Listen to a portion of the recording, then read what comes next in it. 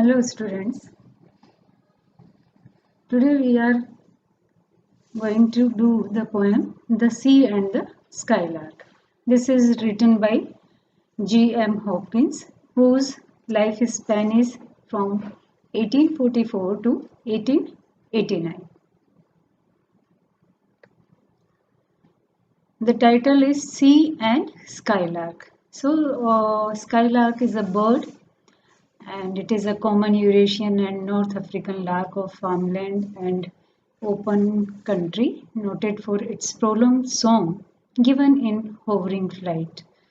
और जो हम पोएम में देखेंगे कि पोएम में जो स्काईलार्क की जो बात हो रही है वो इसके सॉन्ग की ही बात हो रही है, इसकी फ्लाइट और इसके सॉन्ग की बात हो रही है. About the poet, Hopkins represents the beginning of modernism, that is early modern. So, जब मॉडर्न पीरियड स्टार्ट हो रहा है उस टाइम की पोएट्री जो है हॉपकिंस ने लिखी है. और one of main characteristic of Hopkins poetry is that he wrote against the current. So what ever trend was prevailing in literature, Hopkins ने उसके अगेंस्ट लिखा या उससे अलग हट के लिखा. Next point about the poet is, in order to please his mother, Hopkins acquired the habit of reading Bible. तो अपने मदर को प्लीज करने के लिए, खुश करने के लिए छोटे जब थे हॉपकिंस वो बाइबल पढ़ा करते थे and it became a habit with Hopkins. और वो religious by nature, he became religious. At the age of 24, that is in the year 1868, he joined Jesuit society and almost 10 years later he was ordained as a priest. तो उन्हें Jesuit society में वो शामिल हुए और उसके 10 साल बाद में वो खुद प्रीस्ट बन गए. Being a priest, तो उनका जो पर्सनैलिटी थी वो भी डिस्टिंग्विश्ड है क्योंकि प्रीस्ट होके उन्होंने पोएट्री लिखी. नेक्स्ट पॉइंट है, being a priest he was apprehensive about his poetic abilities that it would not win him the approval of his superiors. और ये कंफ्यूजन, ये एप्रीहेंशन हॉपकिंस को रहा कि जो कुछ उनके मन में है उसको वो क्या पोएम में डाल सकते हैं, क्योंकि उन्हें लगता था कि बीइंग अ प्रीस्ट उनकी ड्यूटीज और बीइंग अ पोएट उनका जो क्रिएशन है कहीं वो कन्फ्लिक्ट तो नहीं हो रही. और जो कुछ वो लिखेंगे, क्योंकि प्रीस्ट एक हायरार्की में, एक लेडर पे, एक प्लेटफॉर्म पे वो थे और उनके ऊपर और उनके नीचे भी वहाँ पर और दूसरे ऑर्गेनाइजेशन में दूसरे लोग भी रहे होंगे. तो उनके जो, अगर हम उनका जो पढ़ते हैं, उनके बारे में जब पढ़ते हैं तो ये बात कई बार आती है कि हॉपकिंस कंफ्यूज्ड रहते थे कि जो कुछ वो सोचते हैं क्या वो लिख देंगे, क्या वो लिख पाएंगे, और अगर वो लिखते हैं तो क्या वो उनके कलीग्स, उनके जो सुपीरियर्स हैं उनके रिलीजन के या उनके चर्च के, वो उसको अप्रूव करेंगे. कहीं उनको यह तो नहीं सुनने को मिलेगा कि उनको ऐसा नहीं लिखना चाहिए. Last poem about Hopkins is, his poems were published in 1918, almost 30 years after his death. ये जो बात है, ये this again is a very peculiar कि वो ही was not able to publish in his lifetime. तो उनके डेथ के भी 30 साल बाद में जाके उनकी पोएट्री जो है वो पब्लिश हो पाई. About the poem particularly, if we talk about this poem, The Sea and the Skylark, this is one of the lesser known poems of Hopkins. ये poem उतनी पॉपुलर नहीं है, but it reflects several of the qualities of Hopkins poetry. लेकिन उनकी जो qualities हैं उनकी poetry की, तो उनमें से कई फीचर्स हमें इस पोएम में देखने को मिलते हैं. Second is this is a Petrarchan और इटालियन सोनेट, जो 14 लाइन्स का सोनेट होता है, and this poem is divided into 2 parts, Octave and sestet.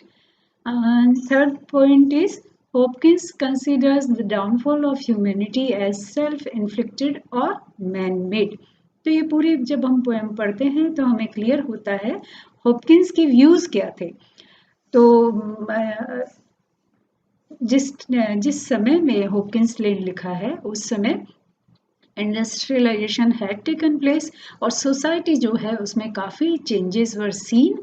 और हॉपकिंस जो है एज हॉपकिंस ने माना या हॉपकिंस ने रियलाइज किया कि ह्यूमैनिटी जो है उसका डाउनफॉल हो रहा था, and it was a man made और सेल्फ इन्फ्लिक्टेड. तो उसका रिस्पॉन्सिबल कौन था? सोसाइटी खुद ही, आदमी खुद ही इस डाउनफॉल के लिए रिस्पॉन्सिबल था. अब हम स्टार्ट करते हैं poem. Sea and skylark, on year and year, two noises too old to end, trench right the tide that ramps against the shore with a flood or fall, low lull off or all roar, frequenting there while moon shall veer and wend. एक first जो हम बात notice करेंगे poem में वो ये है कि each line is starting with capital letter. On ear and ear, two noises too old to end. And यहाँ पर फर्स्ट लाइन में ही फिगर ऑफ स्पीच है. What is that? Oxymoron. What is oxymoron? Oxymoron क्या होता है?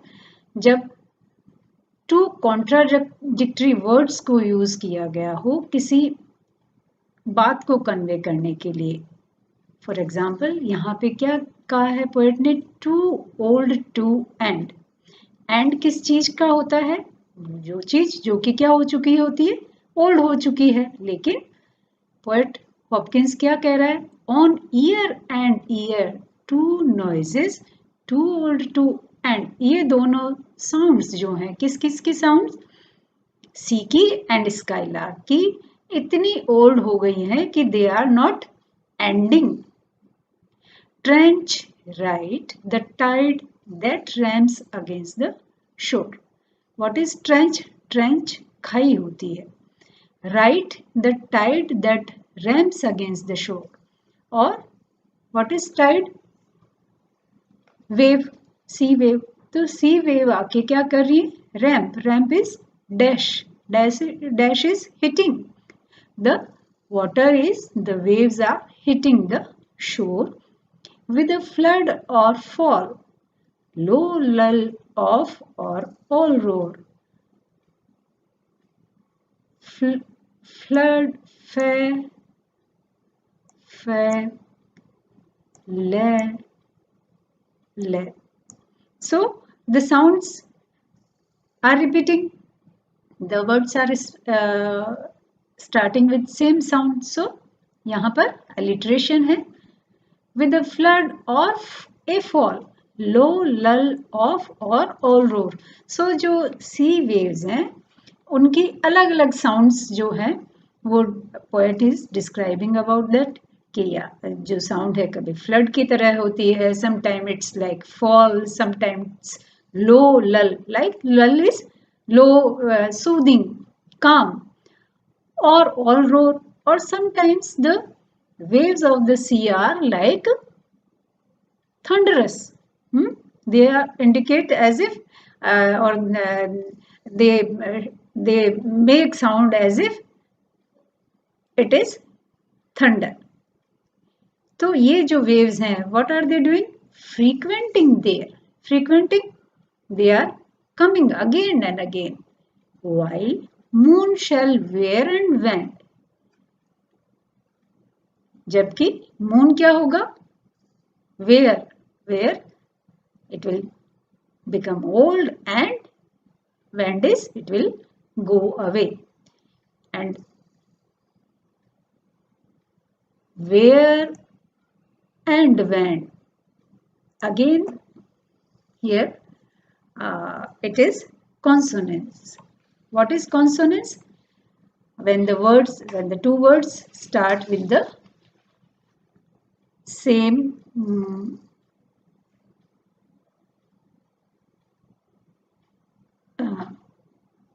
consonant, but the vowel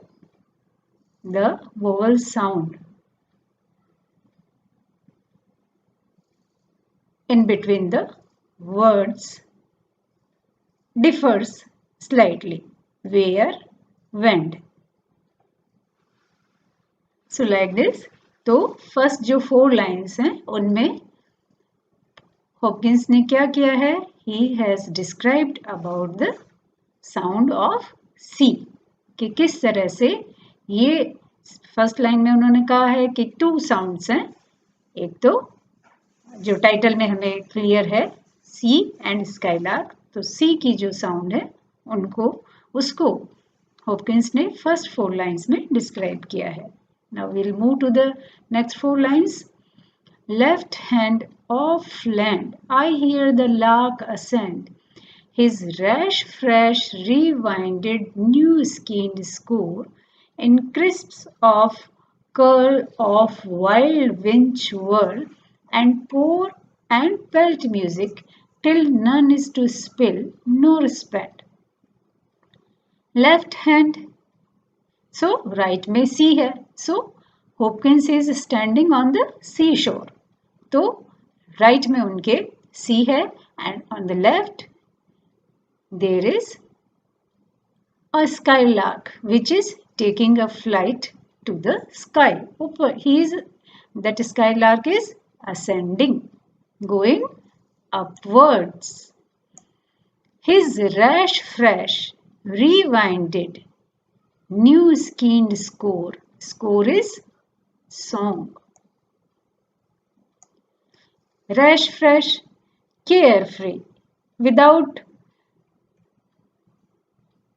hesitation, without confusion, spontaneous, rewinded, new-skinned, as if the what is skein? Skein is a yar which is coiled around a reel.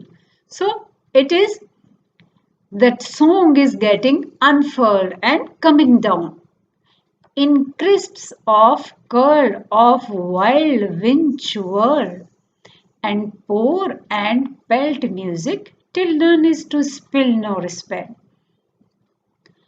In crisps of curl of wild winch whirl. And जो sound है, किसकी sound? जो song है वो कैसा है? Crisps of curl of wild winch whirl. जो song है बिल्कुल फ्रेश है, बिना हेजिटेशन के.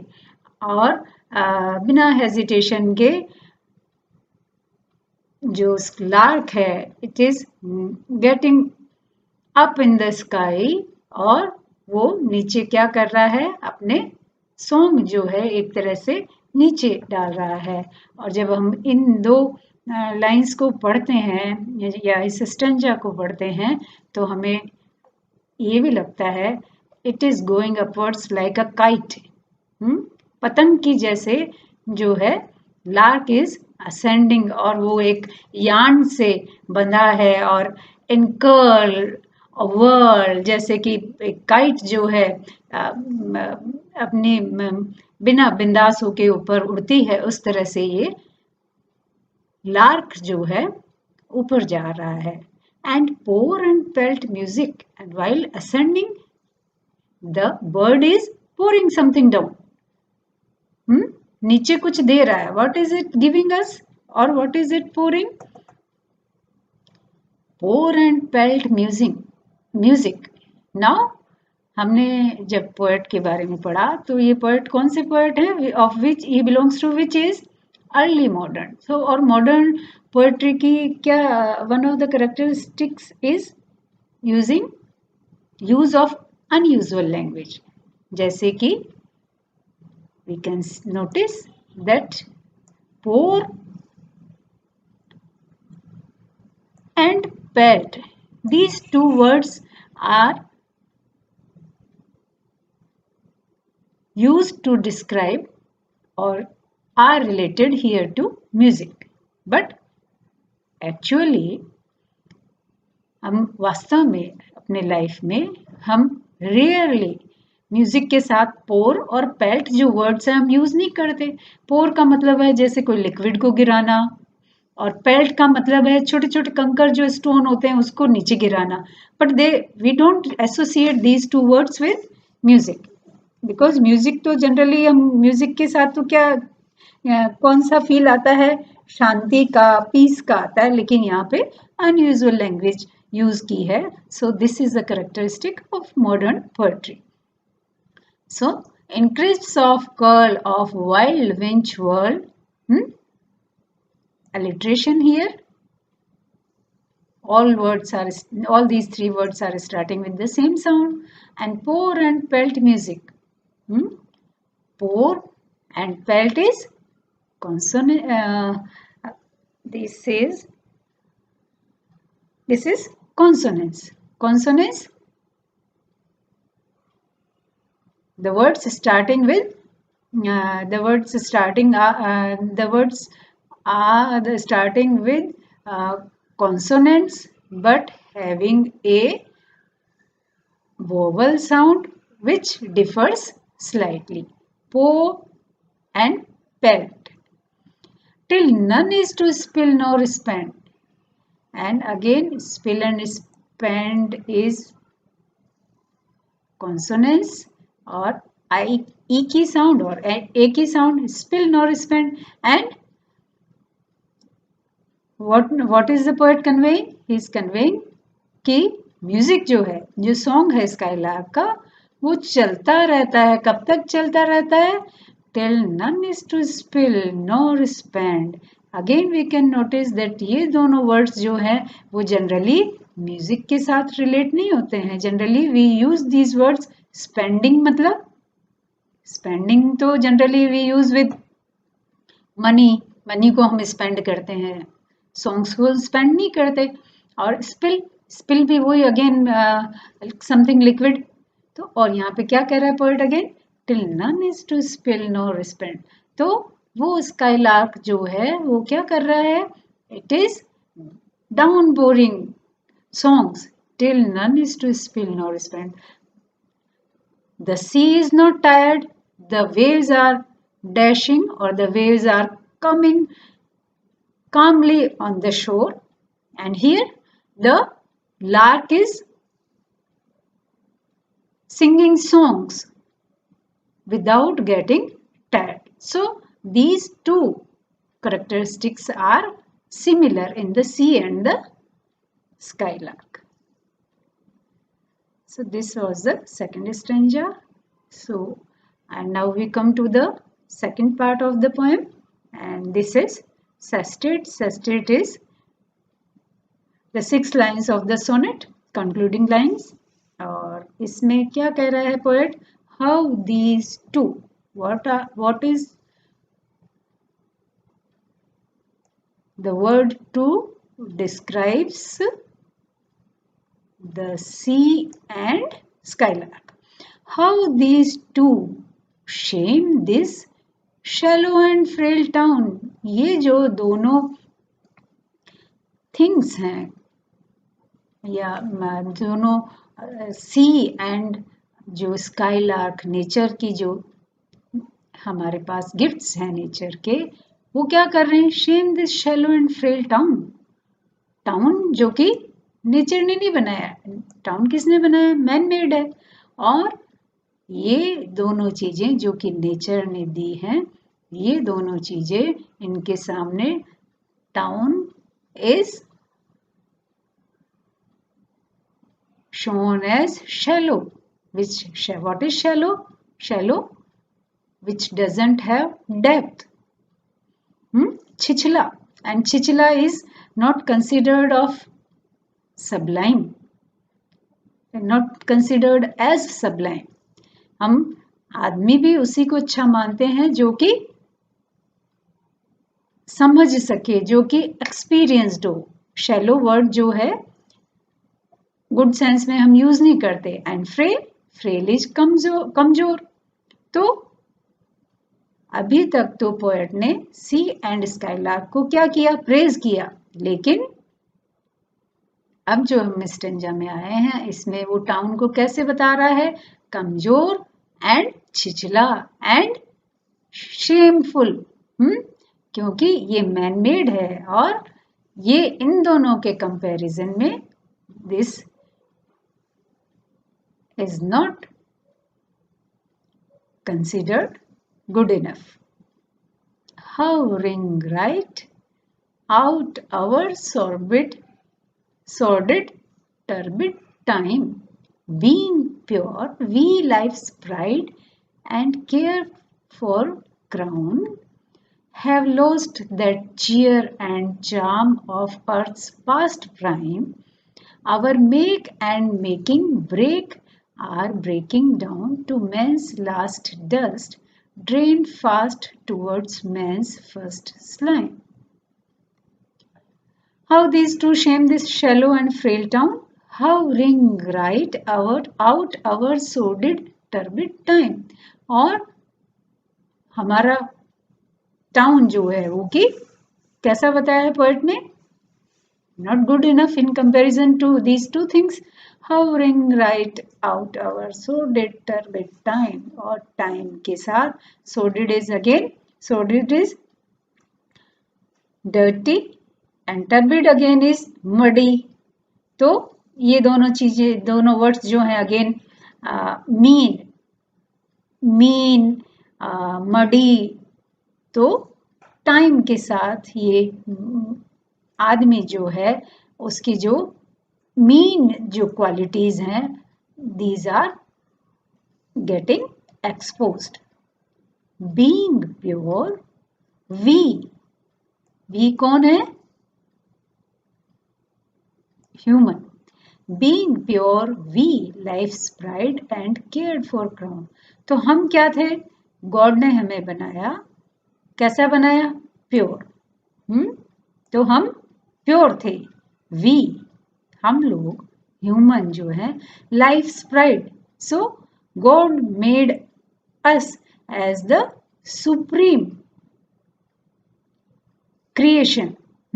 We are the supreme creation of God. We are the life's pride. हमसे, आदमी से ऊपर भगवान ने किसी को नहीं बनाया. So we life's pride and cared for crown. But आदमी जो है, जिसको भगवान ने सबसे ऊंचा जो है, जो भी उसने लिविंग बीइंग्स बनाए हैं, जो भी उसके क्रीचर्स बनाए हैं, उनमें सबसे ऊपर का दर्जा दिया. बट आदमी ने क्या किया, ही केयर्ड फॉर क्राउन. उसने किसकी परवाह की. और आज की बात करें तो हम वो केवल कुर्सी की ही उसने परवाह की. तो we cared for crown. Crown जो ताज होता है, तो हमने केवल ताज की परवाह की, हमने नेचर की परवाह नहीं की. हैव लॉस्ट, और हमने क्या कर दिया है, we have lost that cheer and charm of earth's past prime. हमने क्या कर दिया है, we have lost the cheer and charm of earth's past prime. What is prime? Prime is the early stage. तो अर्ली स्टेज में हम क्या थे,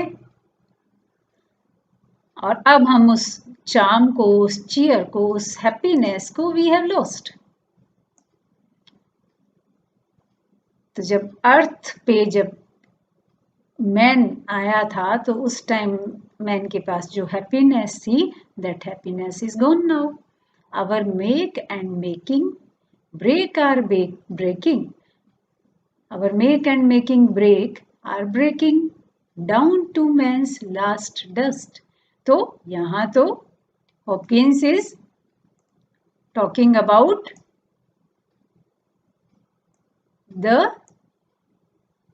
इवोल्यूशन ऑफ मैन. जब आदमी पैदा हुआ, या आदमी का जो प्राइमरी स्टेज थी, और अब किसकी, अब जब हम लास्ट लाइंस क्या हैं पोएम की, कब की बात कर रहा है Hopkins? Hopkins is talking about the last dust of man. That means the end of humanity. And what does he say? Our make and making break. So whatever human has created, that is breaking, that is getting shattered, are breaking down to man's last dust, drain fast towards man's first slime. और first slime कौन सा time? वही time जबकि आदमी पैदा हुआ था। और तब कैसी थी अर्थ? स्लाइम थी मीन्स उस टाइम मडी था सब कुछ। तो ऐसा लग रहा है कि आदमी जो है उसने जो भी प्रोग्रेस की है, it has taken humanity towards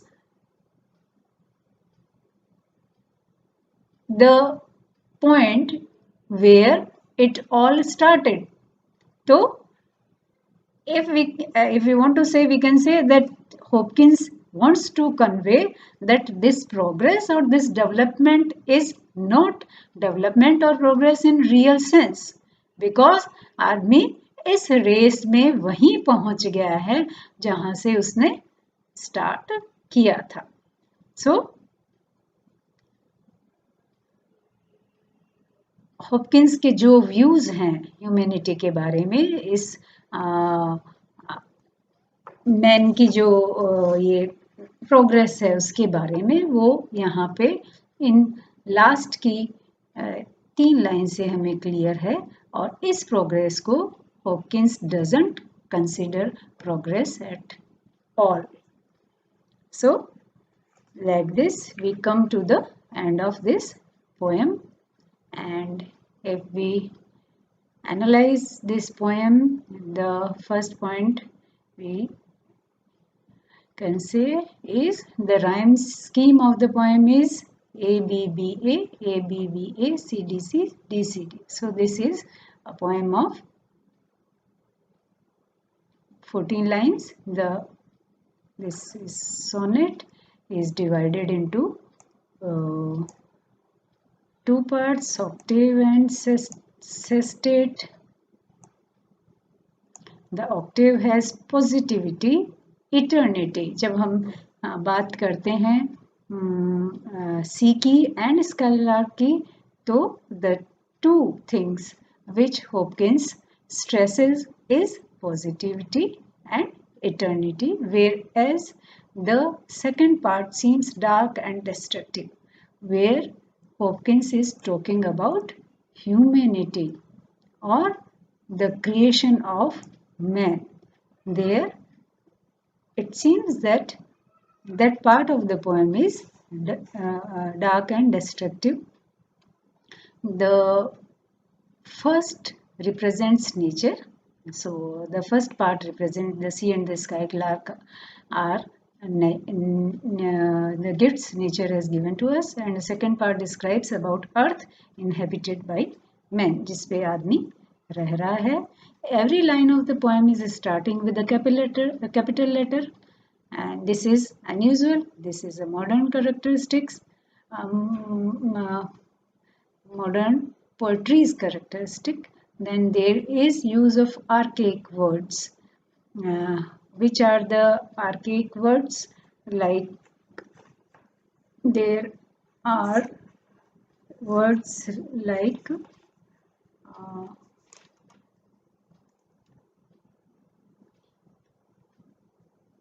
there was a word wend, W-E-N-D, wend. This is an archaic word. And what do you mean by archaic? And this word winch, this again is an archaic word. और archaic word से क्या मतलब? Archaic words वो words जो कि पहले use होते थे frequently और जो कि यूज में थे, and now these words are not used. So Hawkins ने वर्ड्स जो हैं पहले के टाइम से उठाए हैं, पुरानी लैंग्वेज से उठाए हैं, and this gives a unique feature, unique characteristic to his poetry. There is use of archaic word, then repetition of speech sounds.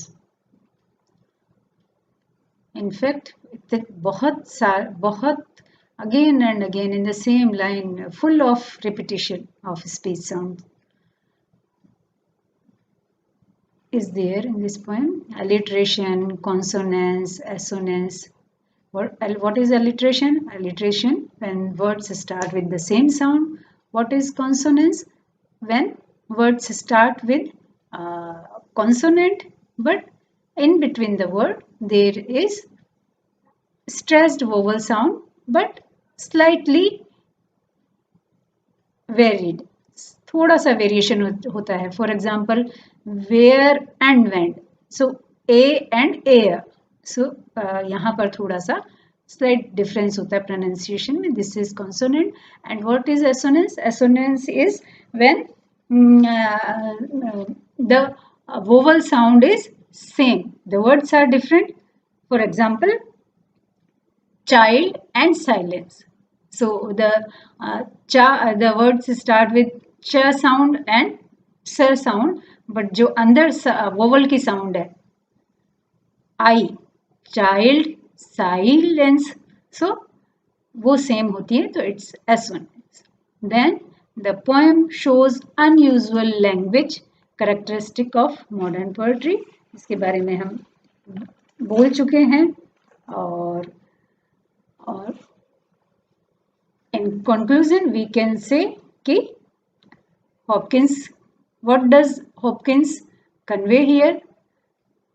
He says that it is shameful for people that they have lost the ability to appreciate these sounds which are created by nature, and these two sounds are